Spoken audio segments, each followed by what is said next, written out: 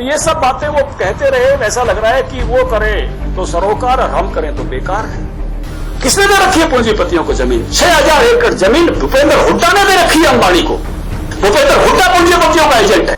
क्योंकि भरम केवल ट्रैक्टर में नहीं है, ट्रैक्टर जलाने और ट्रैक्टर घुमाने में नहीं है, भरम उनके विचारों का भी है।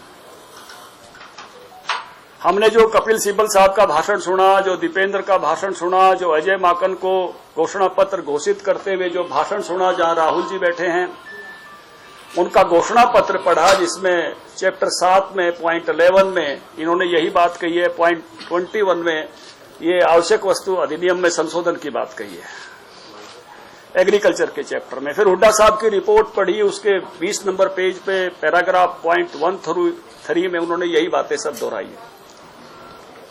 तो ये सब बातें वो कहते रहे, ऐसा लग रहा है कि वो करे तो सरोकार और हम करें तो बेकार है।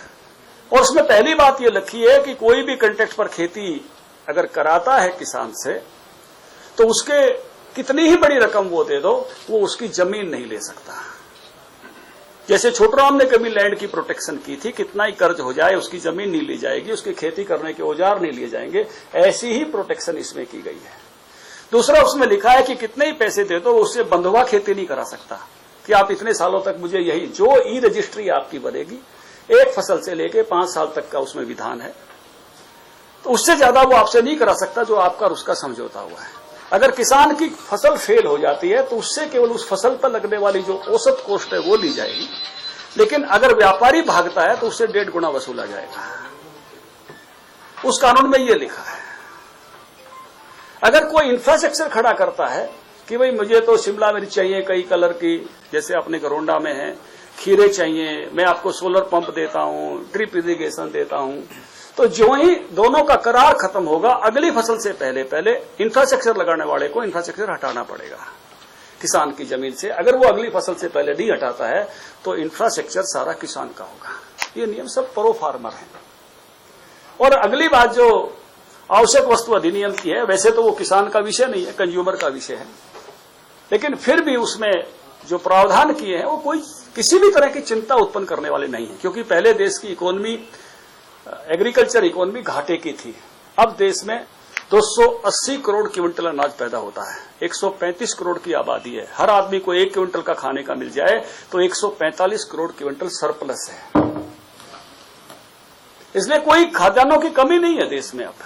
लेकिन उसके बावजूद भी अगर किसी तरह से कोई सब्जियों में, दलहन में, तिलहन में कोई दिक्कत आती है तो उस कानून में लिखा है कि 20 रुपए किलो टमाटर अगर फसल आते समय है और उसका भाव अगर 40 हो जाता है, डबल हो जाता है, तो सरकार जितनी भी छूट आवश्यक वस्तु अधिनियम में दी है व्यापारियों को, उसको वापस ले लेगी, उसका टोक ले लेगी। इसी तरह से दालें अगर 1.5 गुना हो जाती हैं, दलहन और तिलहन, मान लो 40 रुपए किलो दाल है और 60 रुपए किलो हो गई, तो वो छूट भी उसकी भी वापस ले ली जाएगी।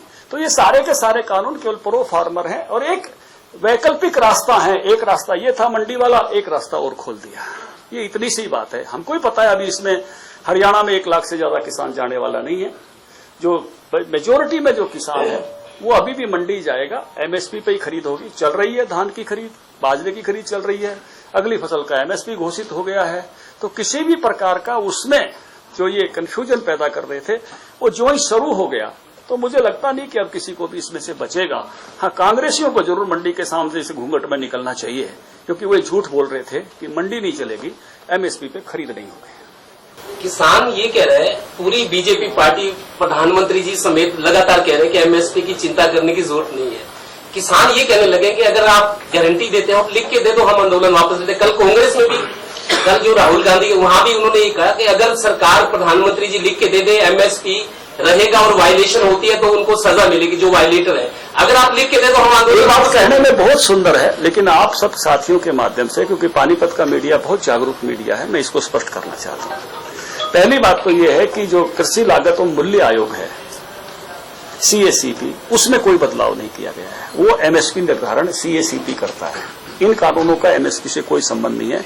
उसमें 2017 में एक ही बदलाव किया था, जो उससे पहले किसी सरकार ने नहीं किया, कि फसलों के दाम अब 50% प्रॉफिट के साथ दिए जाएंगे। उसमें कोई इन दिनों में बदलाव नहीं है। पहली बात ये है।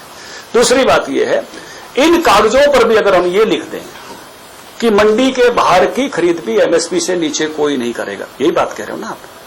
अगर इन कानूनों पर हम ये लिख देते हैं तो उससे किसान भाई कठिनाई में पड़ जाएंगे। बात कहने में सुंदर है, व्यवहार में सुंदर नहीं है। मैं आपको 2 एग्जाम्पल बताता हूं। अभी हम बाजरा खरीदेंगे 2150 के भाव में, सरकारी खरीद होगी। जब हमारी खरीद बंद हो जाएगी तो बाजरे का भाव नीचे आ जाएगा।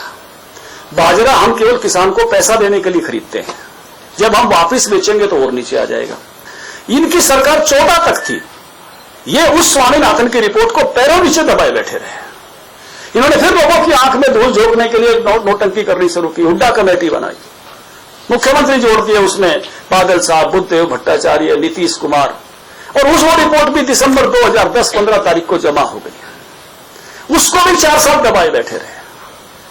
इन्होंने कभी ना इस तरह से फसल बीमा का पैसा दिया जैसे मोदी जी दे रहे हैं, ना कभी 6-6 हजार डायरेक्ट किसान के खाते में दिए, ना स्वामीनाथन की रिपोर्ट कभी इंप्लीमेंट की। हमको बातें कर रहे हैं स्वामीनाथन की।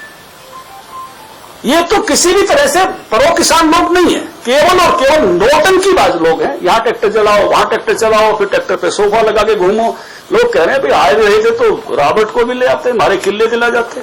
ये जमीन की, ये पूंजीपतियों की हमको कहते हैं देंगे। किसने दे रखी है पूंजीपतियों को जमीन? 6000 एकड़ जमीन भूपेंद्र हुड्डा ने दे रखी है अंबानी को, झज्जर जिले की। 3000 एकड़ जमीन गुड़गांव की दे रखी है। ये पूंजीपतियों के एजेंट है। रॉबर्ट बड़ेगा पूंजीपतियों का एजेंट है, भूपेंद्र हुड्डा पूंजीपतियों का एजेंट है। ये एजेंट लोग हैं और झूठ बोलते फिरते लोगों में जाके। हमने भी तय किया कि झूठ को सत्य से जीतने नहीं देंगे। भारतीय जनता पार्टी का एक एक कार्यकर्ता लड़ेगा, एक एक किसान तक हम जाएंगे।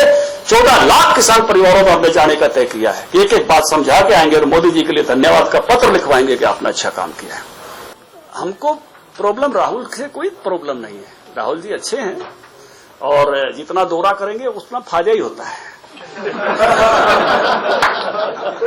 लेकिन वो एक भ्रम को लेकर आ रहे थे, एक ऐसी बात कहने आ रहे थे पहले जिसके पक्ष में थे, फिर उससे बदल गए और उसमें भी आगे झूठ बोल रहे थे। इसलिए हमने कहा भाई यहां भ्रम फैलाने से जो है वो कठिनाई बढ़ेगी। आप भ्रम फैलाने के लिए कम से कम नहीं आए।